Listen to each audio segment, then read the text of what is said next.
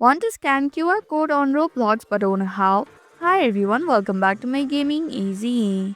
In this video, I'll show you some quick and easy steps on how to scan QR code on Roblox. So without any further ado, let's get started. Begin by tapping on your profile from the top left corner of your screen.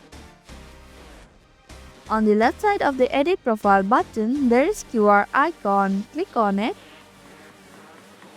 Here you can see your own QR code. You can share and let others scan it to add you as a friend in Roblox. But if you want to scan others' QR code, tap on the scan icon from the top right corner of your screen. Now point the camera to your friend's QR code. And that's how you can scan QR code on Roblox. Thank you for watching Make Gaming Easy. Hope this video was helpful. If it was, then hit the like button and comment down if you have any questions or feedback. Also, if you're new to our channel, subscribe and hit the bell icon so that you don't miss upcoming videos.